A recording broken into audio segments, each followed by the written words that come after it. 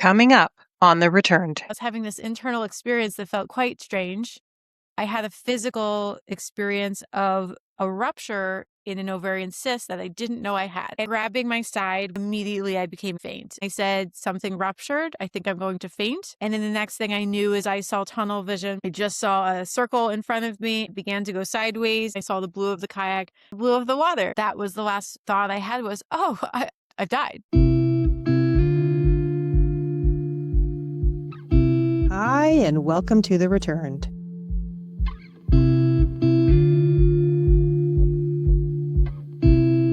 The truth always follows you back.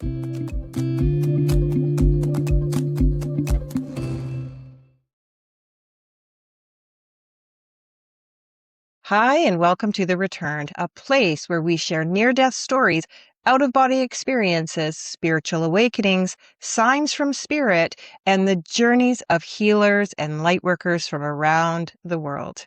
Today, I'm honored to be sitting with Kristen Von Foxx. Kristen is a lifelong shamanic practitioner and a 14th generation descendant of Pocahontas. A near-death experiencer? Kristen, welcome to The Return. Thank you for having me. You're so welcome. And before we step into everything that happened in your NDE, I'd love it if you would ground us first in you, who you were before this experience, and maybe what role, if any, spirituality, ancestry, or religion played in your life at that time. Sure. Well, I grew up a fundamentalist Christian. My family was very religious, and despite having my ancestry be part indigenous, that was on my father's side. If you look behind me, I don't know if you can see, but there's 7 generations behind me. We had this picture hanging in my hallway as a kid, and I was just fascinated. I would just go up to the picture, but who's the Indian lady? Who's the Indian lady? Because you could see it in her face. And I just felt really connected. I know you and I talked about Pocahontas before we chatted on this call, and that being one of your nicknames. That was, a costume that I adorned for holidays on Halloween. But I didn't always know the true story of her lineage until I felt called to dig more deeply into it. So I always felt this deeper call. I was very connected to spirit. People who were having spiritual encounters and experiences were coming to me even while I was a young kid in church. I didn't have the tools that I do now, but about 15 years ago, I had my own incredible loss in my life through relationships, a heartbreak that led me to learning what had broken inside of me after my husband had emptied my bank account and fled the country. It was such a devastating heartbreak. I had just graduated with my master's in creative arts therapies, and I learned so much about therapeutic techniques, but none of them, when I reached for them, really were there to heal me at the level that I needed to experience healing. After going through a heartbreak like that, I was a shell of who I once was, and that led me on a spiritual journey and a path where I found about shamanism and how we look at illness that's within the level of the soul, and how all illness and disease starts at the level of the spirit. And so that was the opening into my journey of learning about shamanism and healing. And when I started to see more than just what I had grown up with and that Christian biblical upbringing, but seeing how indigenous cultures around the world have been speaking this language of spirit and spiritual illness, and how when we go through loss and trauma, that part of us can dissociate, which I understood through psychology. That made sense. But then psychology just didn't give the deeper tools that I knew I needed and my clients needed when trauma really breaks you open and cracks you open. And so both that journey to finding shamanism in the spirit and then even my near-death experience were continuations of deep heartbreak that shattered me in so many ways, that led me on a journey to figure out why and look more deeply into my ancestral lineage and where the patterns were coming from that I was manifesting through my relationships. Wow. Just before we get to all that, I wanted to ask you a question. And I just don't want it to leave my mind, but you had that unfortunate heartbreak, like really bad, like unbelievable, to be honest, that someone could do that to someone. But And maybe you'll come to this later, but do you think there was a reason and a purpose for that relationship to end the way that it did? Oh, 100%. I truly believe Yeah. that we attract people into our lives to be teachers and to make soul contracts with, so we decide how we want to awaken and when we want to awaken. And I don't know about anyone else. I'm a sucker for love. I've got a lot of Libra in my chart. We're the sign of love and relationships. And for me, it's been those contracts with people who I needed to have crack me open in some way that are activators. And so I look back at my Right. most powerful and potent heartbreaks as the bridge to the other side of these huge spiritual awakenings. My near-death experience being the second one of those, but that was really my first initial heartbreak that just cracked me open to seek answers on a deeper level than just the mind, but really looking into the heart and the soul and looking at the wisdom that's been around for hundreds of thousands of years, but we haven't focused on that in the Western world. We don't think about the soul in the same way that our indigenous ancestors have for hundreds of thousands of years. Right. So as life unfolded, I'm guessing something began to happen that brought you right to the edge between both worlds.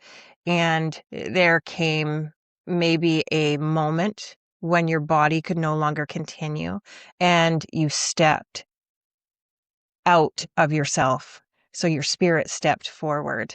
Could you tell us about that? Absolutely. Let me tell you about the story that led up to that, because Sure. this is the cracking open to what was That truly would an be answered great. prayer. So I've mentioned love, I've mentioned heartbreak, sucker for love. I've contracted into these experiences. And if anyone else has gone through that experience of other heartbreak or losing someone that you love in some way, I think everyone can relate to that. It becomes the portal for which we can go more deeply to connect with ourselves and our spirit. So it was my second marriage, and I thought I had healed so many wounds. I thought that I was ready to create a new family, and I married someone who ironically had the same birthday as my mother, and his mother, who he was quite enmeshed with, had a very similar birth date to my father, same year, a couple days apart. And even though he was a different race and different background culturally, there were so many similarities. It was like that marriage activated all of our childhood wounds, and I just became this version of myself, almost like this scared child playing out dynamics with my father, whether it was through my ex-husband or through his mother, who was very much connected to, and I felt had such a power over him. And as a result, our relationship, she lived a couple blocks away and she was very involved in our relationship, almost like a third party energy. And it was when I started to crack open and found myself dissociating and feeling like that troubled, scared child, I realized that there were more levels to heal, and he was just bringing them to the surface for me to see. But through months of trying to work through some of those differences, I work with a couple different shamanic elders. I had done a Navajo blackening ceremony where essentially I was covered with herbs that had been struck by lightning on the Navajo reservation with one of my teachers. And during that experience, I had very lucid dreams, and every night my guides brought me divorce papers and said, at some point, you really need to leave this relationship. You've done as much as you can to help this person, but now you have to heal to break these cycles. And it was then through that divorce and after we decoupled consciously. I mean, I love I'll always love both of my ex-husbands. They were awakeners, and there was nothing wrong with this person other than we were just trudging up all of the depths of what we had yet to heal. And I know that some people might resonate when you grow, but your partner doesn't, or you're growing out of tandem. It becomes really hard to sustain a healthy partnership if one of you is growing in a new direction. And I knew that I couldn't stay in that dynamic. I needed to grow out of it, but I needed to work on myself and heal myself outside of that container of being incredibly triggered. So that's when I began to really feel the call to look more deeply into my ancestry. When I was young, we saw the family tree. Pocahontas was on it. It felt like such an honor to know that. But of course, most of us just have the Disney version, which is lights and rainbows and ponies, but not at all her true story. And if any of you have dug deeper into it, I mean, my very raw approach to that is that I feel like she was sex trafficked. And I'm not sure if I'm related to John Rolfe. It sounds like she was passed around to multiple gentlemen after she was abducted from her family as a peace offering, and they murdered her children and her husband, who she was married to before. And there was so much of that story when I looked into it that just it was visceral feelings in my body. And I could look back at times in my life where experiences had happened to me as a child, sexual abuse, different layers resonated so deeply. And I realized that not only have I been in this pattern, but I could recognize it with my sister, my father. I'm not sure how many generations back, but at least 14 generations to look at that being rooted in at least Pocahontas's story. And at that point, there was a very loud message that came through my whole being that said, you have to go on an ancestral pilgrimage to your ancestral waterways. Now, at this time, I had very synchronistically met a new man in my life. We were building a very slow friendship and connection. And he had gotten me a kayak for my birthday. And so it's, coming upon spring. And I said, hey, what do you think about taking those kayaks to the Chesapeake Bay area in Virginia, where my ancestors are from, so I can do an ancestral pilgrimage? You can fish, I'll kayak. We're going to have a great time. And so he said yes. And we went on that journey. We spent 5 days at a campsite that was along the river. It was absolutely beautiful. Every day I did prayers, and I didn't quite know exactly what I was there to do. It just felt like I'm here to break an ancestral curse. And you just show up at that point. You don't have to know what to do, but my heart was saying, bring tobacco, bring the offerings, bring your drum, bring the rattles. So he was fishing pretty far away, and I had my little witchy setup while no one was looking, and just, making the prayers, sharing the cedar, sharing the tobacco with the water, and just honoring my ancestors, knowing that they oftentimes were on the water more so than the land, but that was their whole region. And I knew that the waterways would connect us and connect the intention of the prayer that I was setting. So it was on the 5th day, we finally moved to a different area. We left our campsite that was absolutely beautiful. We were there all alone that entire time. And I just kept feeling like we got to go to the Mattapony River. I don't know why, but that was the place we needed to go. By the way, right before this happened, we were in the Jamestown settlement area. My parents brought me and my family to do colonial reenactments, that we would study colonialism from that area when I was a kid, because we were part of a church that did reenactments in the colonial era. And I had been to that area before, but at the Jamestown settlement area, there was an area that we could walk, and they were selling these dream or sun catchers, that one of which was made out of glass and said Pocahontas on it. So I grabbed one of those. The moment we get out to go into the Mattapony River, it falls off my lap onto the pavement and cracks in 2 pieces. And something was so excited that came through while I was sad because I just bought this souvenir. The message was, you broke it. But it was this celebratory, like, you broke the cycle, you broke the curse. And I didn't quite know what that meant yet. But I just, gave thanks for this experience and that beautiful message that came through that felt excited when I could have been sad. And we got into our kayaks, and my partner was fishing, and I was more silently doing the prayers this time because it was a busier area. There was this waterway, the river. In certain areas, the current was strong. Certain areas, we were sort of out of the current, and that's where, my partner was fishing. And both sides were pretty vast. And one side, there was a cliff face that went all the way above and all the way below. And so there really was no outskirts. You couldn't get onto land from that area. We'd have to go down a couple windy curves to go back to the boat launch where we had set in. And I remember my partner was fishing, and he caught a fish, and he was talking to me, and I felt the fish dying. I felt like I was dying. Something was happening in my body, like like the feeling you would have if if a fish were running out of oxygen, water in this case, right? And choking on oxygen.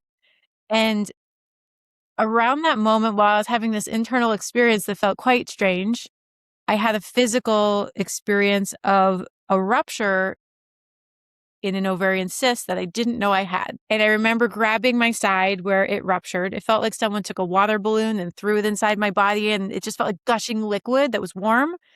And immediately I became incredibly faint. And the good news was my partner was right there with me, and he was the one talking, and noticed that all of the light drained from my face, and I went sheet white. And at that point I said, something ruptured. I think I'm going to faint. And then the next thing I knew is I saw tunnel vision. I just saw a circle in front of me and it began to go sideways, and I saw the blue of the kayak and then the blue of the water. And that was the last thought I had was, oh, I've died.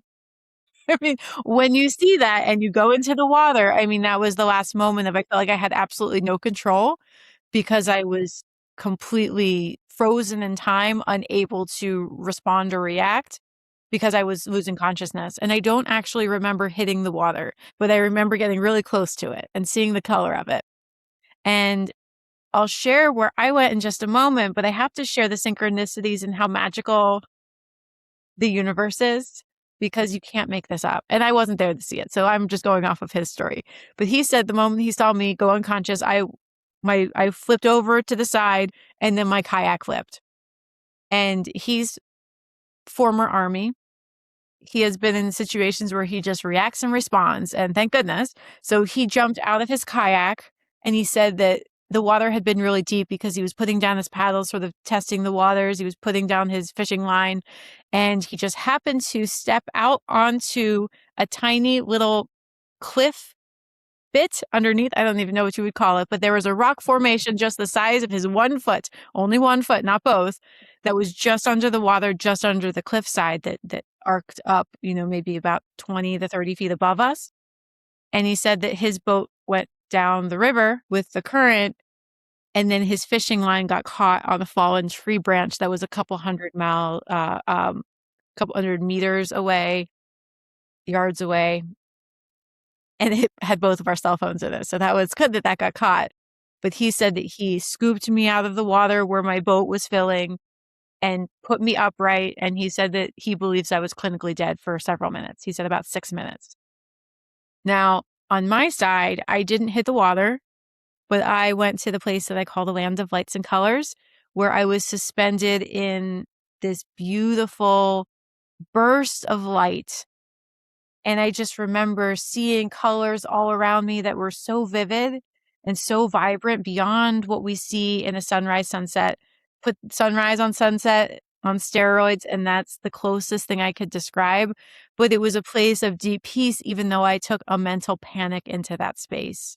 And immediately I saw the face of a male ancestor so close up that I could see every detail and every wrinkle in his face. I saw mostly half of his face, but it was so close, it was right there. And he was so chill. And I wasn't. I remember being panicked, and he was so calm and so present and very excited to see me. And immediately he said, "Don't worry, you're not going to die today. You're here to be activated." And so he went to touch my solar plexus. And I remember in that vision, my arms went out almost as if like it was a knee-jerk response, like when a doctor hits your knee and it kicks out. I was like, woo, just feeling this energy move through my body. And it felt orgasmic. Like it felt like every single cell of my body was hitting peak orgasmic state. And then, of course, my Christian consciousness came in and made that really bad and sinful, almost as if like you're not supposed to have this like sexual experience with a male ancestor. Also, it wasn't sexual, but it was this vibration in my cells that I can only really equate to the orgasmic state, because I think that that's like the highest level of release and oneness that many of us can consciously pull on as a Rolodex to reference. And I remember he saw my thoughts. We didn't have to speak, but he saw my thoughts and he was like, this isn't what that is. There's nothing sinful about that. And there was almost like a sweeping away of the thoughts to be like, let that go. That's not what this is. And I remember just sort of releasing those thoughts and then just succumbing to this beautiful bliss state of oneness and love. And he was activating me. And you don't quite know how to describe it, but there was like a cellular cleansing that was happening through my solar plexus. And I just sort of relaxed into this absolute bliss. And during this time, there was a mental communication. It was not in words, but it was this message as I was settling in and feeling this orgasmic oneness with the universe. There was a message that I can't stay here. And he said to me psychically, you need to go back because we need to keep you on your mission. And your mission is to help people heal their ancestral lineage so they can heal their relationships, so they can live a full life, so they can really come into who they are. And I realize that so many of us come in with baggage that we didn't choose. I mean, consciously, unconsciously, we chose our parents and that lineage line, but we don't consciously say, I want to take on my mother's wounding and how she relates in relationships, or my father's trauma, but we inherit that. And many generations before, when they think we were more tapped into ancient ways, we had ways of cleansing and healing that. And think about how many toxins are in this earth now, right? We get toxins from our shampoo, toxins from scents and fragrances everywhere. It's almost like we're now in a toxic life that all of these layers pile up really quick. And if no one is doing that cleansing, then we take that on. And there was this message of, you can't stay here as nice as it is. You got to go back and you got to help others do that work. And I was helping people do that work before, but I got really stuck. And I got stuck because heartbreak cracked me open to a level where I just felt so helpless. And I stayed stuck and stagnant for too long. And this message was here of like, we need to get you out of this stuckness, because if you stay stuck here forever, you're never going to be able to fulfill your mission. And so it was this download of, you need to go back. You need to bring the healing to the people. Very similar work that I was doing before, but I had taken a break and I had taken a step back and I had sort of hung up my hat, and they're like, put the hat back on, you got to go. And it was around that moment that I heard a voice, and it showed it to me like there was a hallway. All of a sudden there's a hallway. We're in this dark hallway, and down the hallway to the left, there was a door. And on the other side of the door was a voice. And so I was walking down the hallway. I couldn't see the person yet, but I heard, come back, come back, come back. And for anyone who's done plant medicine before or animal medicine, it reminded me of a bufu, toad medicine, that connects you with, it essentially is 5-MeO and helps with DMT release. And, DMT is released when we are born and when we die. And so I honestly thought that I was going to be ending up in a warehouse in Brooklyn doing this medicine work, because that's the feeling that it gave me. But when I opened my eyes, I was not in Brooklyn anymore, right? Not in Kansas anymore. I saw the blue of my kayak, and I saw the blue of the water, and the overwhelming pain in my body that reminded me of, oh yeah, remember how that just happened? And it was my partner's voice, and he was rubbing my sternum and he was shaking me and saying, come back, come back. And as soon as I saw him, I was like, I don't want any of this. I closed my eyes and drifted back and saw my ancestors there. By the way, I also saw Pocahontas. I saw a feminine ancestor. She was further back. I didn't talk to her, but she was in the periphery. And instead, I was talking to who I believe was her father, who was actually one of my first power animal spirit guides. He always identified himself as Chief. And it took me several months until I connected the two, that I've been connecting with Chief for a long time. He was called Chief Powhatan because he was the chief of the Powhatans. So ironically, we've been connecting for a long time, but it was the clearest I was able to see him and feel him in this, from a shamanic journey where I'm going to trance using the drums versus being on the other side for that moment to receive that message. And I remember struggling, going back and forth, wanting to be with him and wanting to be in that oneness. And then my partner really trying to shake me back and holding me a pickle that was a cucumber. And I was completely soaked. I didn't know how I got so wet, but I was wet. And I was in so much pain, I could barely speak. I felt like I was going to pass out every few seconds. And he really just made sure that I stayed in my body and I could no longer access that space. And he wouldn't let me close my eyes. So he was really trying to keep me there with him to get me to safety, essentially. Wow. How did you get to safety? Yeah, he got back Because into that his must have been kayak. so painful. It was very painful, so painful. How would you have done that? Well, I didn't. I had the paddle and I tried to paddle, and this pain was excruciating. The good thing is that my partner's son loves to kayak, but he doesn't like to paddle or do the work. So he always has this rope in the back of his kayak to hook on to the front of his son's kayak so that we can just tug him along. And this is the first time he had to use it on me. So he had the rope, he tied it on. I tried to paddle. It was too painful. And multiple times I had to have him stop in the shade because of how overwhelming. I kept having these near syncope episodes. That's what the doctors called it, where you almost pass out. And it felt so scary, like I was going to go back to that space, which I still can't conceptualize because that space was so beautiful. But the anxiety that you feel in your body when you're about to go is really intense, at least for me with this medical issue that came about. That he ended up over a series of several minutes and taking breaks in the shade. He got me back to land. And we were on a little bit of a road trip. We were actually going to go to a festival after this. And I remembered I just begged him. I said, I don't have health insurance. We're not in my state, I'm in upstate New York and we were in Virginia, and I just begged him. I said, "Please don't take me to the hospital because I just can't afford it. Please don't give me My those medical goodness. bills." And then I gave a list of reasons, last resort reasons to take me to the hospital, which when I got back to the New York, I did get health insurance reinstated. I did eventually get medical care. It took several weeks, and I had sort of near syncope episodes for about 6 weeks following that, that kept bringing me sort of to that edge. After that experience, how could you go from that back to our real world or the world we're living in right now, which is not really the real world, but you know what I mean? How did you navigate that? That was the most difficult part of this. I think that it's really nice to say like, "Oh, you can go to this other beautiful space where nothing matters but love and oneness," but then you come back here to this world which is dense and hard and crunchy. And I just remember I went to that festival. I could barely dance. Had trouble walking and moving, but I wanted to be there.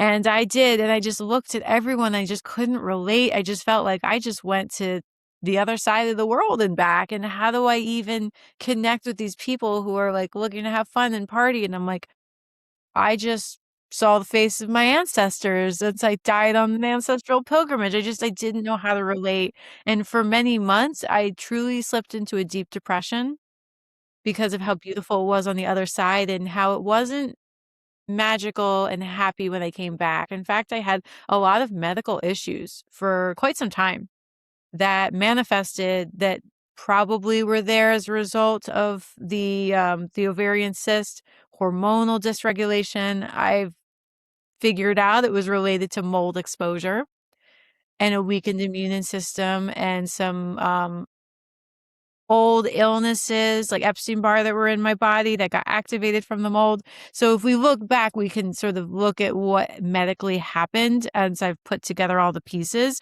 But I was very sick and I kept going through these near syncope episodes. And once I got a doctor's coverage, I went and got series of tests done. And the funny thing is that, I'm such an adventurous person. You can't take me out of that. But it had been several weeks since we had our kayaking journey, and guess what? We still had the kayaks on the top of his car. And so we were driving around with them, and I love kayaking. And after I got closure, or it wasn't closure, I got the stamp of approval from one technician in a hospital that was pretty far north from where we lived, which meant there were different waterways that we hadn't kayaked before. And after she said that, I can't give you any diagnosis. The doctor will have to do that, but I wouldn't let you go if there were any issues. Wink, wink. So I took that as like, let's go kayaking. It's 9 a.m. Like, we have time. We have a whole day. And we went kayaking, and guess what happened? I started leaving my body for 6 hours straight. I had these multiple near syncope episodes, which felt like the near death experience coming on, although I didn't have the rupture and they didn't actually fully faint.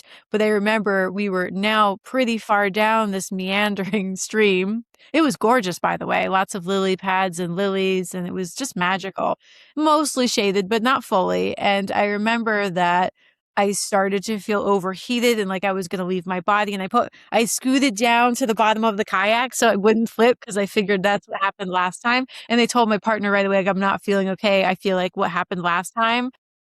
At this point, he's just kind of like, all right, this is how it is. So put my hands and my feet in the water. I started leaving my body. And then there I met some angels in the sky above my kayak. And they were so sweet. They said, you started this. This is kind of your fault. They made jokes with me and they said, you started this process, but you didn't finish it. So we have to finish this now. So for 6 hours straight, I was going through these near syncope episodes of leaving my body from extreme heat and cold and just feeling completely out of it, where I was hovering above and looking down at myself. And my guides were there and they said, we need to offer forgiveness. And I saw John Rolfe, who is technically my ancestor, right? He had his white family, the white Rolfes, and he had the red Rolfes through Pocahontas's lineage. And then he had a couple individuals that he would loan Pocahontas out to for several weeks at a time. Like, I wonder what was happening there, right? This is where I get my theories from. So truly, I Hmm. don't know who I'm related to, although she was married to John Rolfe, who I believe I'm a descendant of.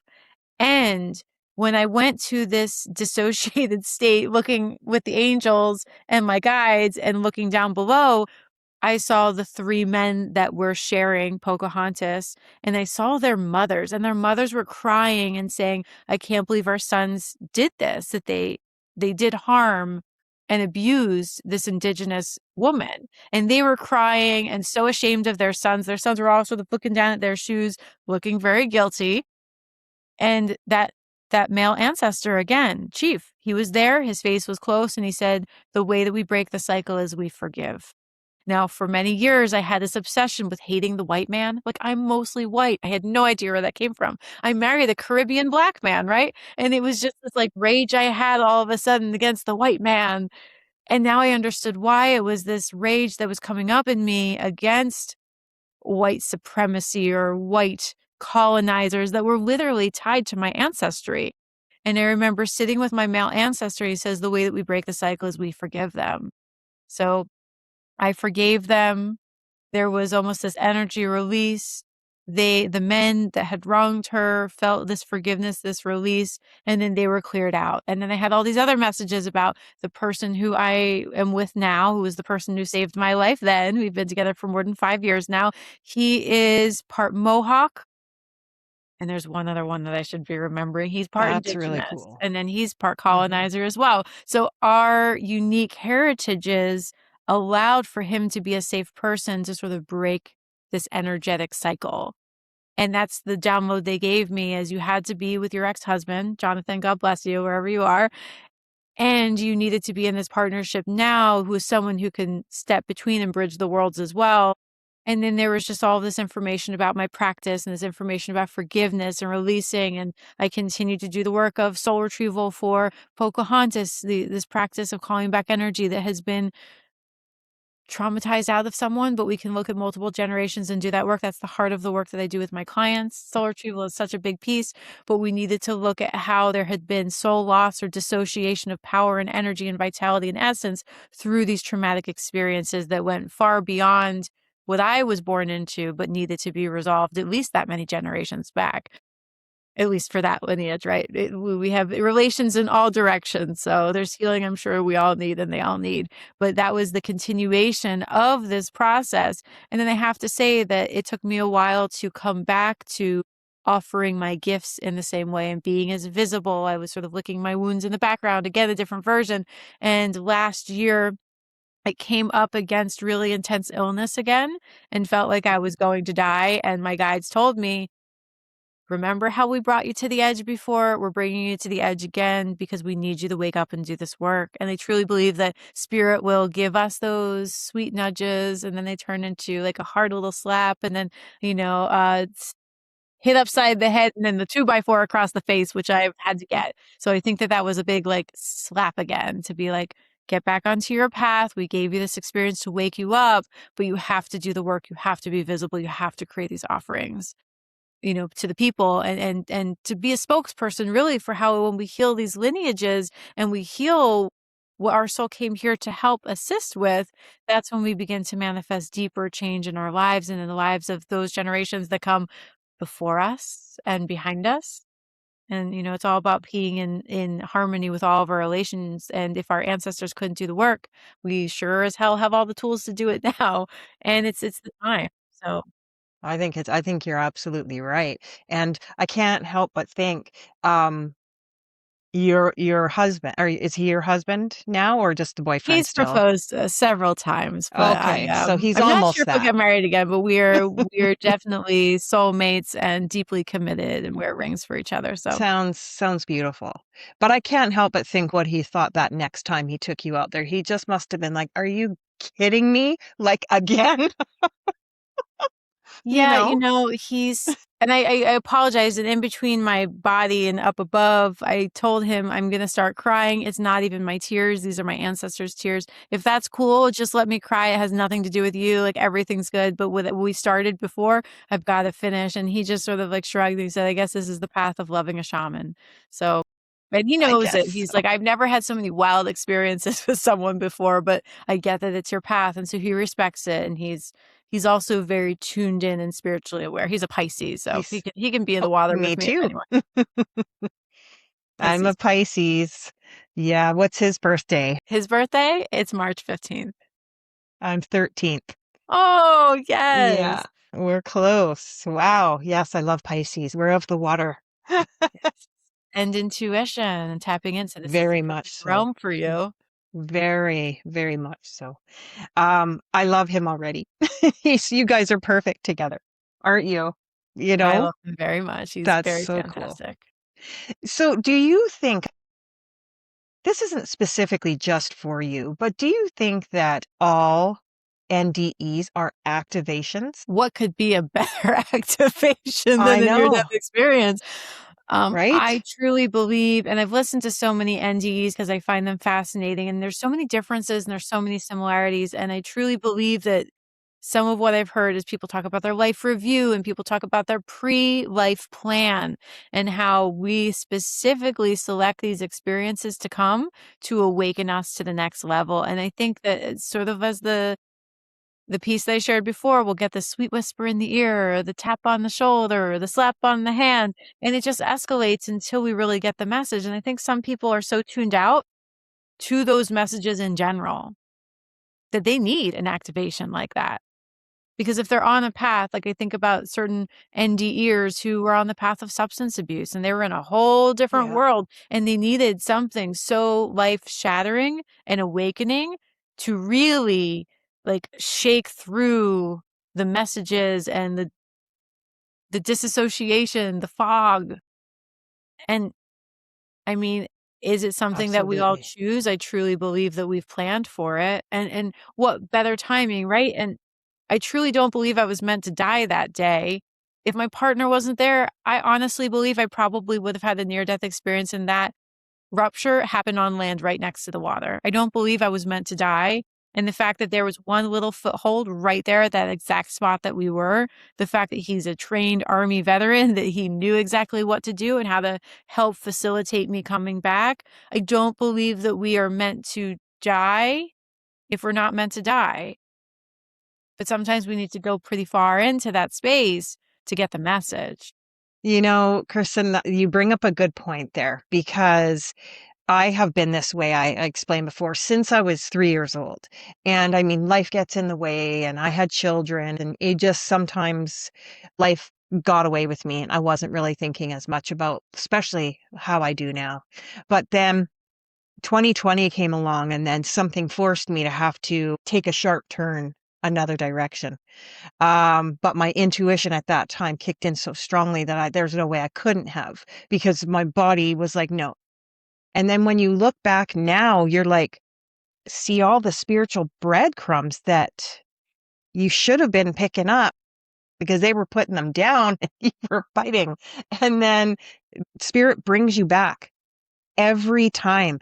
And I completely agree and think that they are activations. I love it. It's right on topic. You do you think that we just get to a point where we just find our person and we stay with that person? Do you, and this is just an opinion, do you feel that we get to a person and be like, okay, I don't need this person to wake me up. I don't need this person to activate me or awaken to anything in me. Do we get to that point? Do you think? I heard something fascinating that I've not been able to put down that lives rent free in my brain now. And maybe they'll live rent free in yours now too. And you'll thank me later. I heard somewhere from someone who had a near death experience that they asked this question on the other side about soulmates and partners, and were told that they do have a perfect partner that exists on the other side, but not someone that they will ever incarnate with at the same time. Because love is our biggest reflection and teacher. And if we were to have them, then we would be content and we would not continue to grow. And the earth plane is where we have lessons and where we grow. It's earth school.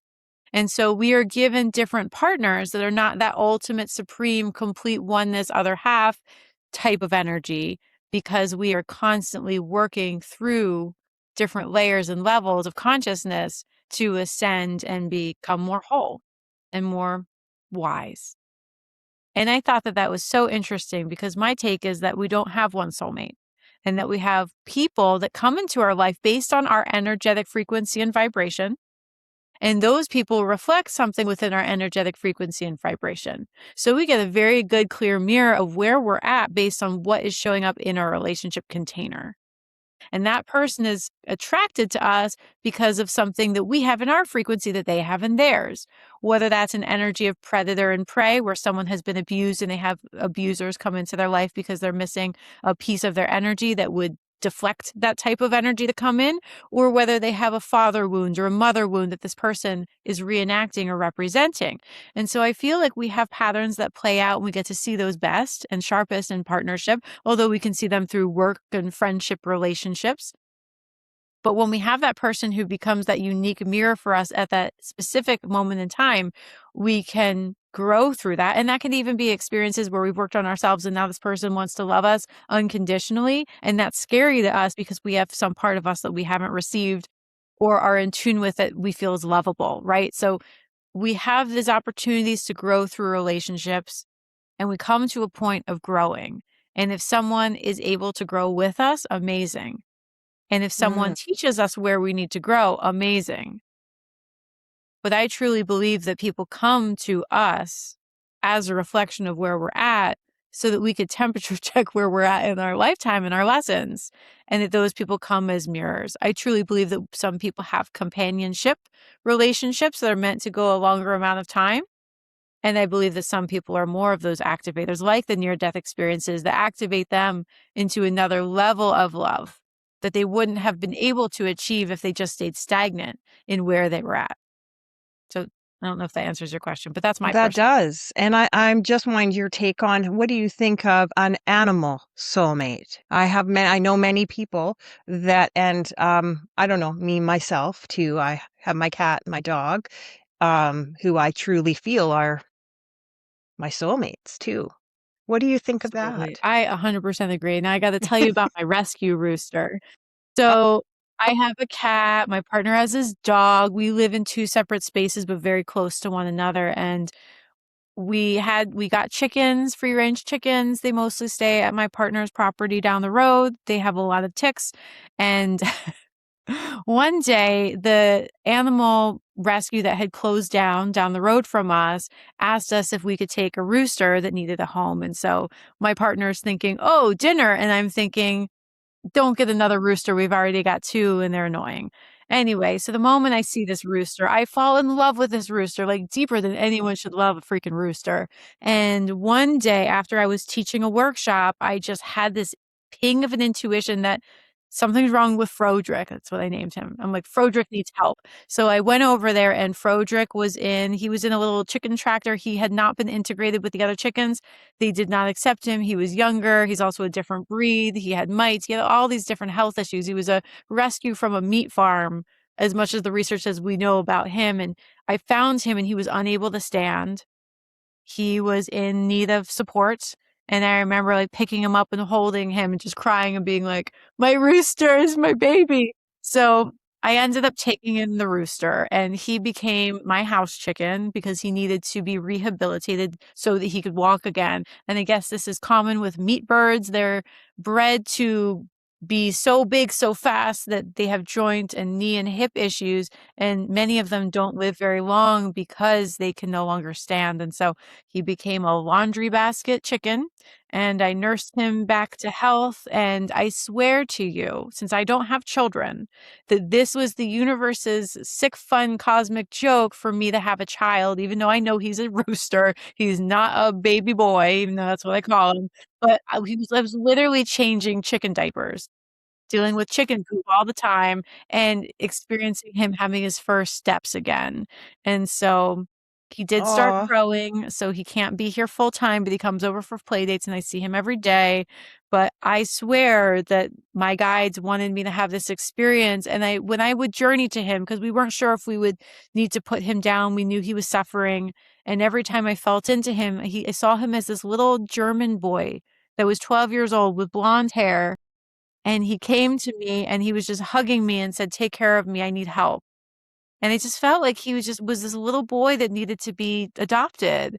And so he's my chicken son and I take care of him. He did have 2 injuries where he wasn't able to walk and we nursed him back to health, and on the solstice the next morning he started crowing. So he cannot be near my neighbors because I live in an apartment building, but I go see him daily and I FaceTime oh, him all the time. So I believe that he was sent to me as chicken son, right? So I could have this experience of helping to assist this being that I believe did not want to die and is now thriving and living a very happy life. He has had a lot of illness and injury, but he is doing great. Um, I do believe that we have soulmates that come as companions. Now, my partner, he's an army veteran. His dog, which is his oh, what's the word? I'm forgetting it. It's his I can't remember the word, but the dog goes with him. He has the vest. He's like not oh, emotional support. He's hmm, he's there for PTSD. yeah. That dog, I look at and I see a man in combat outfit. And I'm like, this is your brother who died in combat in another lifetime. And I'm not the only person that said that. But if I look out of the corner of my eye and don't look fully at him, I see a man in army Jesus. outfit. And I'm like, this dog is a person. And he's like, I know, we feel really bonded. I was like, this was your comrade in war. So they've had multiple lifetimes together. That dog is not a dog. He is definitely a past life person for my partner. And I truly believe that we have these animals that come to us to teach us and bring awareness. And sometimes they're seeking us. I mean, I don't think that I would have ever found this chicken on my own, but that chicken damn near wanted to find me. Yeah, he sure did. I love that story. I wanted to, just before, I've got a couple questions left for you, but how did your experience change the way you did your work? I was focusing mostly with people and healing their trauma in this lifetime. Sometimes past lives come up and I just come, work with whatever we need to work on. Essentially, when my clients come to me, they have something that's blocking them. And I'm the expert in finding where that energy is coming from, especially if someone's been in therapy, they're very self aware. I was working mostly with experiences that they had in this particular lifetime or something that happened as a child as something that shifted the course of their life. But they began to realize more and more, and as I'm sort of hearing my ancestors sort of chime in right now, a lot of the work that we need to do really roots back in multiple generations. And we finally have the tools, the awareness, and the green light, the thumbs up to receive therapy, to be in treatment, to look at the root of those patterns. And so I believe that we are here not just to heal ourselves, but to liberate our ancestors. And when our ancestors are liberated, when their energy can also return to them, it's not just a soul retrieval for one person, it becomes a soul retrieval for a lineage to really heal patterns that have been inherited. Sometimes you even find family curses or blockages that have been inherited. And so we really can do the best work when we're not just looking at one side, but we're working more holistically to know that there are several different layers of the work that we need to do. So, for example, I have a client that's been working with me for several months and she really wanted to work on the ancestral piece. And she's like, I have all this anxiety in me, but it doesn't even feel like it's related to me. And when we went back, her ancestors were Holocaust survivors. And the level of anxiety and pain and suffering that had been passed down genetically and the trauma that had influenced the family was so deep that we needed to heal both sides of the lineage of her ancestors. And I remember I saw her a couple days ago. And she said, I am so happy that we did that work because now something really big happened. She lost her job. And she said that the level of overwhelm and anxiety that she used to experience over things like that were so encompassing that she was non-functioning and her whole system would go into such disarray and dysregulation that this time she felt way more resourced and felt the support of her ancestors, and said that whereas she typically would unravel completely, she felt this inner fortitude and a level of inner resources that she did not have access to before. And so when we do this work for ourselves, it doesn't just happen of like what we've been given in this lifetime that we need to heal, but sometimes we really do need to go back further. And so my work has begun to encompass the ancestors more and go back more generations in lineage, not just what this person has as a soul contract of experiences in their life and past lives, but where we really need to go to heal the root for the greater of the whole, not just them. After you experience what you did experience, is it safe to say that you don't fear death? Is it safe to say Or do anything? you? Oof. I think about that often, and I feel Mhm. like on a conscious level, I don't fear death because it was so beautiful. It's actually quite a relief from life. But the level of anxiety that happens in my body when something is out of whack is very intense, that I feel like I fear the sensations that happen in the body that lead up to that portal and threshold more than I actually fear what's on the other side, because I know the other side's great. But I know that the body really, I mean, the body works so hard for us all the time. Think about every heartbeat you had today in the last 12 years. We should be very thankful But I every think day. the body fears death more than the soul does. So if I can honor both sides and know that they come together as a sacred whole, I do believe that the anxiety in the body is quite real, and honor that the body dies, and it's probably more fear for the body. And it don't Yeah. even get me started with like, well, we also have parasites and bacteria that live Yeah. on it. Oh, The don't, anxiety because of those. if I go there, I won't stop. Oh, yeah, exactly. I love Oh to my talk about gosh, I can't. energetic Yeah. and physical parasites, but I believe that there's more anxiety that the body holds, the soul just becomes released, almost thinking about like having a heavy winter jacket and finally it's spring and you just get to lift it off and be in the sunshine, right? But then the winter jacket's kind of sad because it has to be left for a Imagine what season. that would really feel like, hey? And if you were sitting beside a loved one who was transitioning, what would your advice be to them if you I would would give just any? Yeah, I mean, I would just encourage them to surrender and just be in their heart space. I channel a lot when it comes to those portals. I would probably like sing them a song from spirit on the other side, whatever needed to come through. Sometimes that's what feels more aligned, is like tapping into the frequency of the other side or allowing the message from the divine to come in for them at that moment. But there is nothing to fear except for fear itself. That's right. Absolutely. And my last question for you is my returned signature question, which is everyone returns with a truth. What truth did you return with that you believe humanity needs to hear most right now? I love that question. I truly believe that everyone here listening, everyone who's chosen the body is here for a very important reason, and that it's worth doing the deep work to uncover what that reason is so that you can be the light and shine that to inspire the rest of us, because there's a unique vision, a unique life and passion and legacy that we are all meant to have. I believe that everybody is a little cog in a wheel in the bigger machine. And if someone gives up and decides not to put into motion who they truly are and live authentically in that, that the whole machine suffers. That then others who need to hear the message that you're about to share in 2 years, when you get over the fear of whatever that thing was that's been holding you back, whether it's inherited or not, if you don't share that message, then Susie, who needed to hear it to change the course of her life, doesn't get the course of her life shifted. And then it's just like we have this whole mess of things that happen when one part of the machine breaks down, all of the pieces suffer. And so if everyone can just know it is worth the deeper uncovering to find what that seed, that pearl of truth and passion is that you're meant to share, then we all get to feel and experience your beauty, and the whole world and all of its beings get to celebrate your all. Beautiful. Kristen, for those feeling called, for deeper healing or remembrance, would you be able to talk to us about your services, offerings, and where people can find you?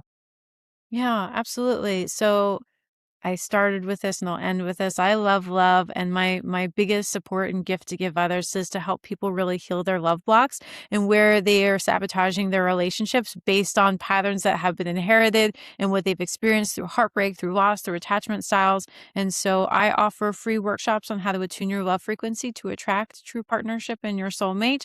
I offer those workshops a couple times a year and help to work with clients one-on-one and in groups to really heal everything that has been imprinting into your love frequency that might be drawing in the wrong types of partners, to heal that so that you can attract the type of person who is here to meet you at that deeper level to have a happy, healthy, and successful, thriving love. And I help clients who have blocks that are just outside of reach. It's like when you got that back scratch, you just can't quite fix that one thing, or there's that block that keeps coming up in your life. I'm really an expert in helping people where they feel like there might be something sabotaging them energetically and they just quite can't put their finger on it. That's my expertise to support clients to do that work. And so you can find me on Instagram and Facebook at the Shamanatrix. Also, my website is theshamanatrix.com.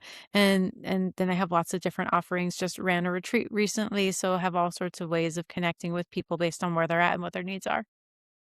Well, that's perfect. And we'll have all those links down in the description box below. Kristen, I want to thank you so, so, so very much for bringing us something sacred, for bringing your ancestors, your remembrance, your light into this space. I am deeply grateful for you being here today. So thank Mm. you. I'm so grateful for your work and for helping so many of us find our way back to ourselves. Thank you.